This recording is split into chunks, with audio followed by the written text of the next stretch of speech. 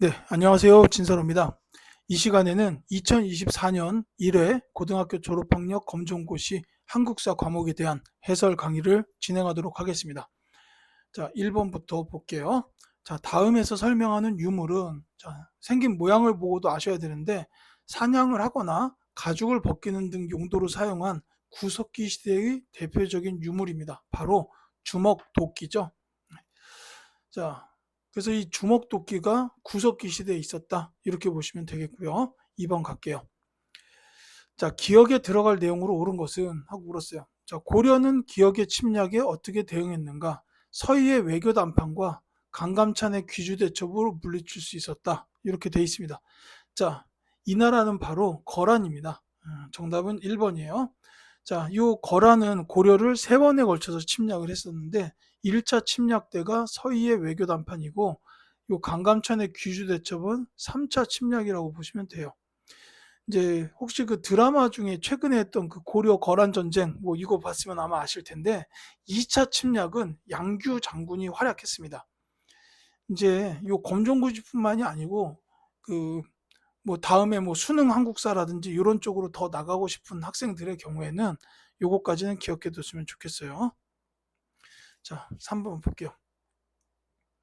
기억에 해당하는 인물은 하고 물었습니다. 고려 무신집권기 보주국사 기억은 세속화된 불교를 개혁하기 위해 정예쌍수와 도노점수를 내세우며 수선사를 중심으로 결사운동을 펼쳤다라고 되어 있습니다. 자, 이 보조국사라는 분, 정예쌍수와 도노점수가 나오면 바로 나와야 되는 바로 이분, 진울입니다. 보조국사 진울.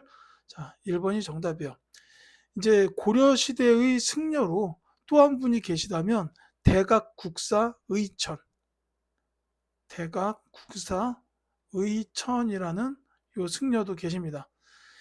이분은 천태종, 해동 천태종을 창시하신 분이고 요 보조국사 진울 스님은 이제 조계종을 창시하신 분이죠. 지금 우리나라의 가장 불교 종파 중에 가장 이제 신자가 많은 그 종파가 조계종인 걸로 아는데 바로 이 보조국사 진울께서 창시한 종파라고 보시면 되겠습니다.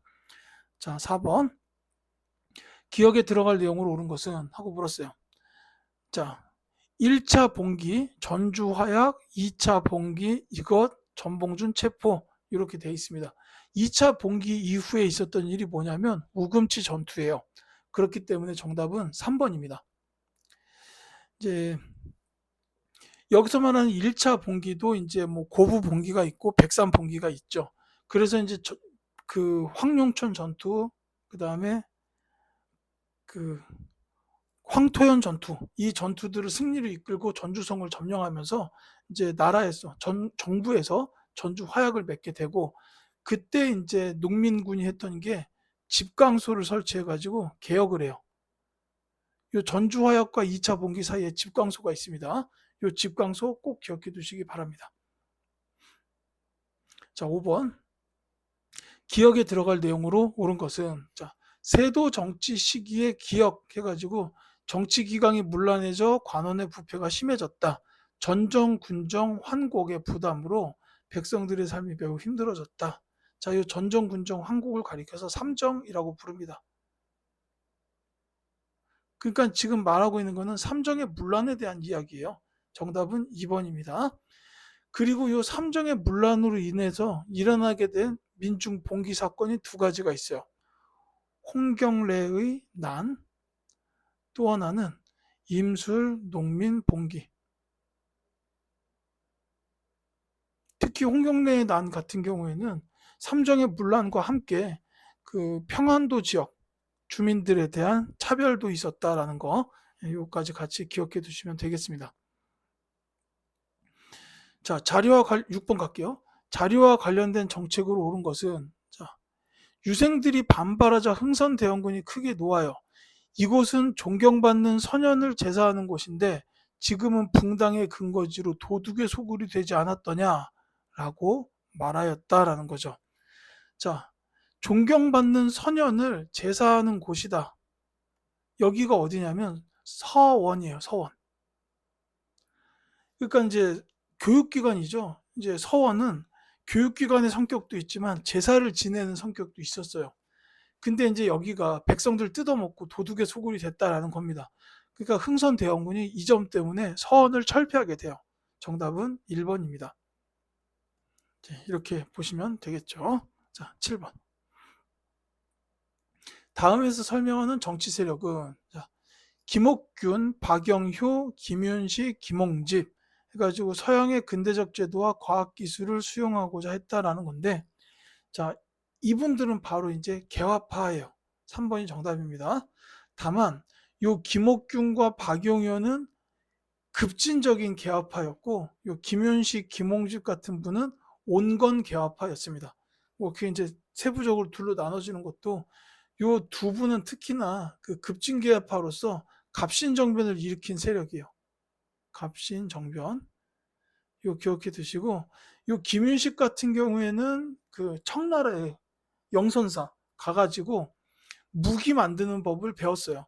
그래서 이제 기기창을 설치하는데 주도적인 인물이었고, 요 김홍집 같은 경우에는 이제 온건 개화파의 거의 뭐 수장이죠. 그래가지고 오랫동안 이제 그 가장 권력의 꼭대기에 있었습니다. 그래서 이제 개혁 추진의 중심 인물이었죠. 자, 8번 볼게요. 다음에서 설명하는 유물은 하고 물었습니다. 자, 부여 능산리 고분군에서 출토됐고요. 종교 행사 등에서 향을 피우는 용도, 그 다음에 불교와 도교 세계를 함께 표현했다라는 건데, 자, 이게 그 백제 시대의 금동대학로입니다. 정답은 4번이에요. 근데 이게 멋있어 보인다라고 생각하시는 분들은 한번 이거 직접 가서 보세요. 사실 뭐 서울에 그 국립중앙박물관에도 이 금동대학로에 대한 그 모조품은 만들어져 있어요. 근데 이 금동대학로는 정말로 진품을 보셔야 합니다. 그 부여박물관에 있어요. 그래서 이제 부여시 박물관에 가서 이 금동대학로 보시고, 그 박물관 나오면 그 맞은편이 정림사지예요. 그래서 그 정림사지의 5층 석탑 역시 한번 보시기 바랍니다. 아, 이게 정말 멋있어요. 뭐라고 말로 할 수도 없이 정말 멋있는 금동대학로입니다. 자, 9번 갈게요. 다음 정책을 펼친 조선의 국왕은 하고 물었어요. 임진왜란 이후 피해 극복을 위해서 노력했다. 명과 후금의 싸움에 말려들지 않고 신뢰를 취하려고 했다. 아주 정확하게 요약을 해온 이 왕은요, 바로 광해군입니다. 이제 선조는 대피하기 바빴죠. 그리고 이때 이제 선조가 분조라고 해가지고 조정을 둘로 나눠요. 그래서 둘로 나눈 쪽 한쪽의 조정을 광해군한테 줍니다. 그래서 이 광해군이 결국은 왕의 권한을 일부 갖고 이 조정을 이제 그 백성들을 혼란을 수습을 해요. 굉장히 잘 수습했다라고 이제 이렇게 알려져 있죠. 이제 그리고 명나라와 후금이 이제 싸우고 나중에 후금이 청나라가 되잖아요. 이때 이제 그 시기에 이 광해군이 어느 한쪽에도 말려들지 않고 이제 중립적인 외교를 취했어요. 그게 이제 여기 나온 두 번째 내용입니다. 자, 근데 다만 이 광해군은 이렇게 한 게 당시 신하들한테는 별로 마음에 안 들었나 봐요. 왜냐하면 신하들 입장에서 명나라는 이제 대국이에요. 성리학을 만들어내는 나라예요. 그러니까 중립적인 외교가 무슨 말이냐 이렇게 생각을 한 겁니다. 이게 아마 나중에 인조 반정으로 간 거 아니겠는가 이렇게 생각이 들어요. 자, 10번 볼게요. 다음 질문에 대한 답으로 옳은 것은 하고 물었습니다. 고종이 을사늑약의 불법성을 알리기 위해 만국평화회의에 파견한 이준, 이상설, 이휘종을 일컫는 말이다 라고 되어 있죠. 자, 이 만국평화회의가 네덜란드 헤이그에서 열렸습니다. 그렇기 때문에 이분들을 우리는 헤이그 특사라고 부릅니다. 정답은 4번이죠. 자, 11번. 기억에 들어갈 내용으로 오는 것은 하고 물었습니다. 조금 어려운 문제일 수도 있어요. 1920년대 농민들은 소작료 인하, 소작권 이동 반대 등을 요구하는 쟁의를 벌였대요. 특히나 이건은 소작료를 낮추는 데 성공하여 전국의 농민운동을 자극하였다라고 되어 있습니다. 1920년대 초에 있었던 암태도 소작쟁의를 말합니다. 자, 요 암태도는 신안군에 있어요. 전남 신안군인데 지금 목포 앞바다예요. 뭐 배 타고 들어가는 곳은 아니고 지금 차로 갈 수 있는 곳입니다. 그래서 여기서 이제 소작쟁이가 벌어져서 농민들이 승리를 했다라는 거죠. 그래서 전국의 농민운동을 자극했던 이런 일이 있었고, 이제 농민들은 이런 암태조 소작쟁이 같은 이 쟁의 활동을 벌였고, 그 다음에 이제 그 노동자들도 원산 총파업이 있어요.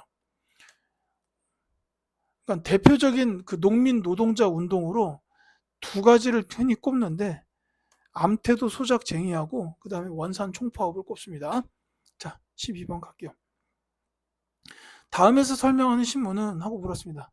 순 한글 국한문 영문 세 종류로 발행되었다. 영국인 베델이 발행인으로 참여했다라고 되어 있습니다. 자, 이 신문은 바로 그 영국인 베델이 발행인이다라는 사실에서 알 수 있어요. 대한매일신보입니다.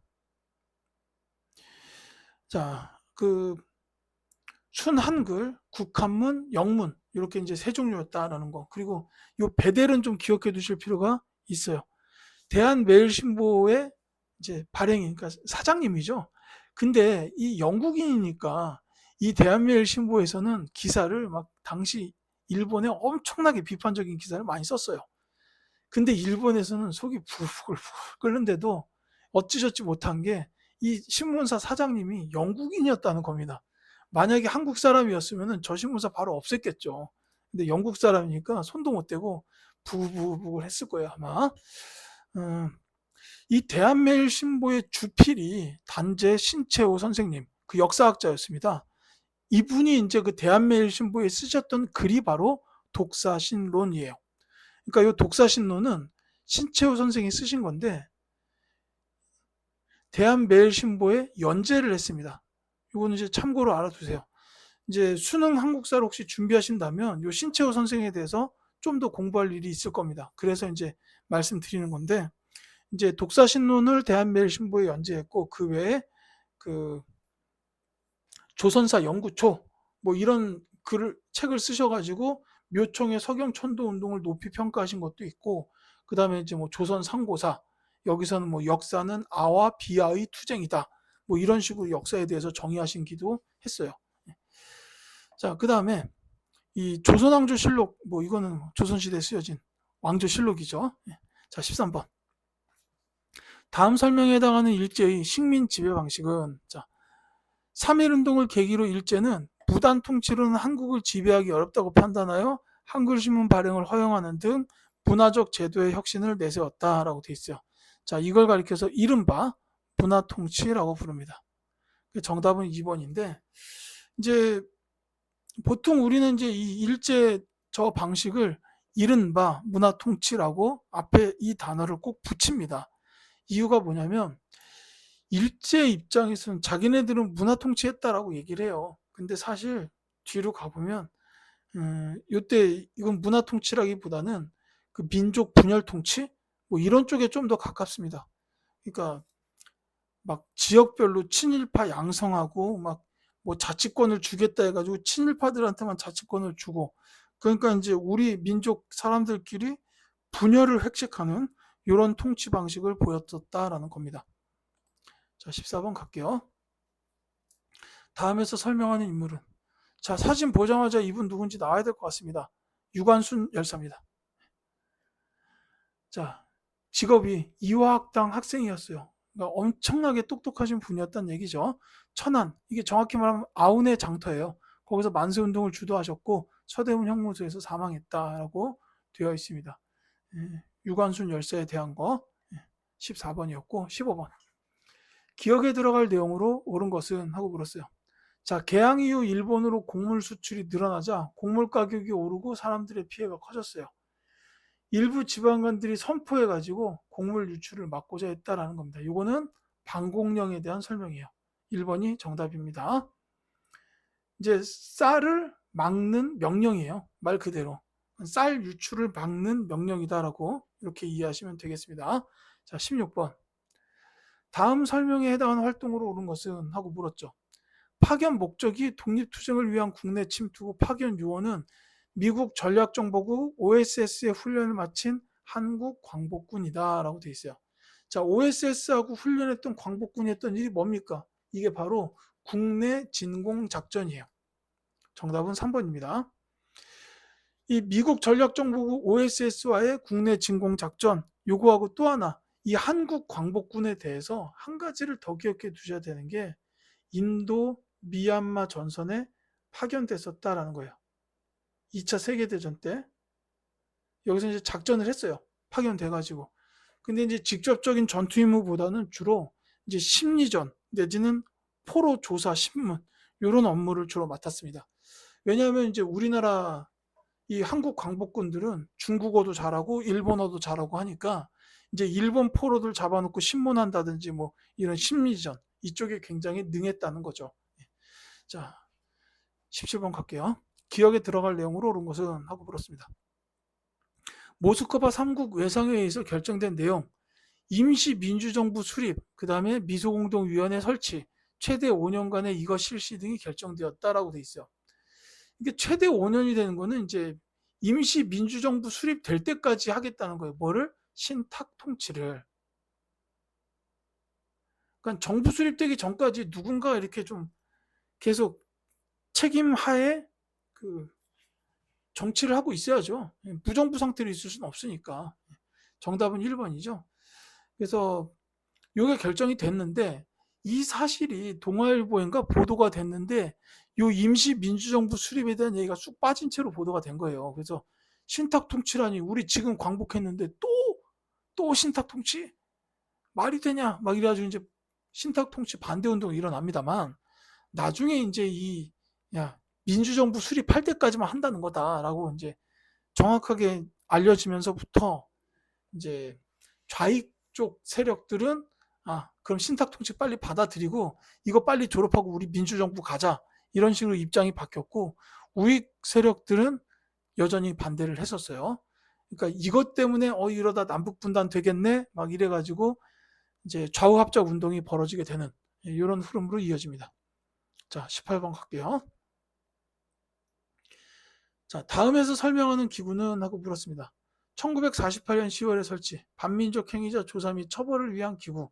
이거 뭐 쭉 읽다 보면 그냥 바로 선지에 있죠. 반민족 행위 특별조사위원회. 줄여서 반민특위라고 부르는 그겁니다. 영화 암살인가 어디 마지막에 이정재 씨 늙어가지고 그 자기 배 쭉 가고 이 총알 자국은 어디서 맞았고 막 이렇게 얘기하는 그게 바로 이제 그 반민특위에서 조사 과정에 하는 거죠. 19번 가겠습니다. 기억에 들어갈 내용으로 온 것은 1920년대 조선물산 장려회의 거리행진 모습이다. 행진에 참여한 사람들은 기억. 자, 조선물산 장려회. 그러니까 이 단체에서 한 게 뭐냐면 물산 장려운동이에요.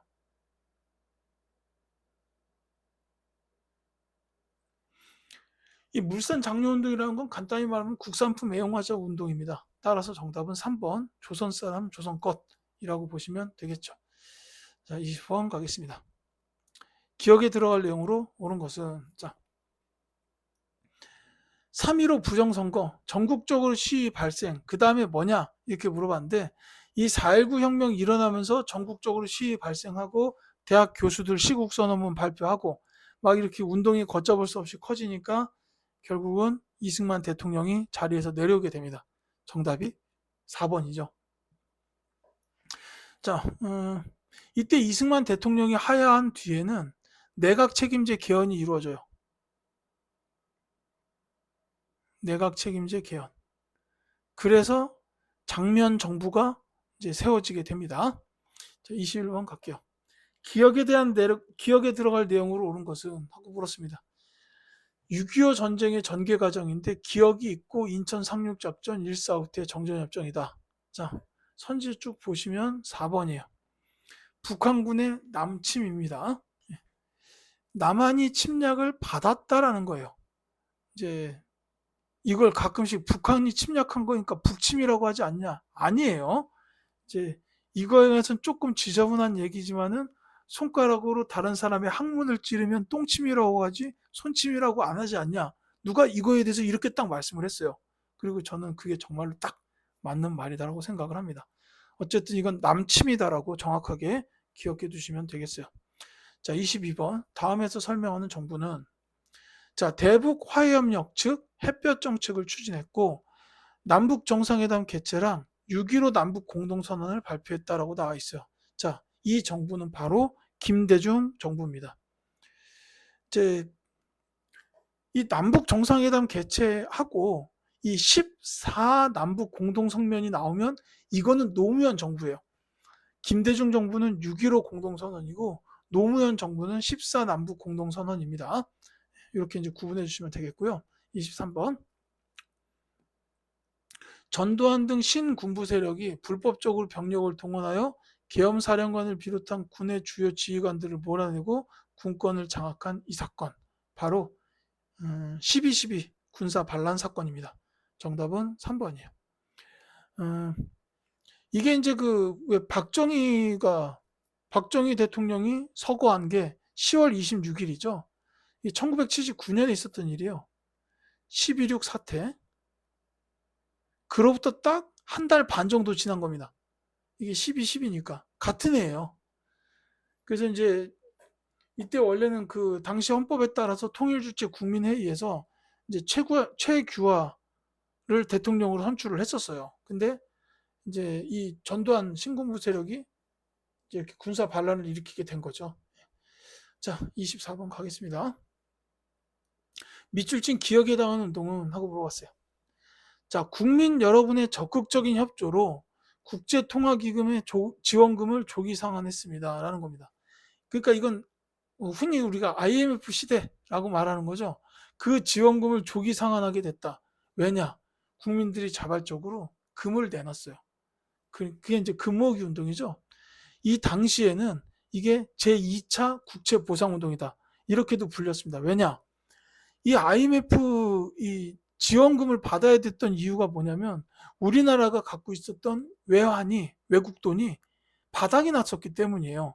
그러니까 이게 어느 정도 확보가 돼 있어야 다른 나라들도 우리나라에 대해서 어느 정도 신뢰를 가지고서 투자를 한다든지 기업 활동을 한다든지 이럴 텐데 이제 우리나라가 갖고 있는 외환이 없다 보니까 저 나라 금방 망할지도 몰라 라고 하면은 신뢰가 떨어지잖아요.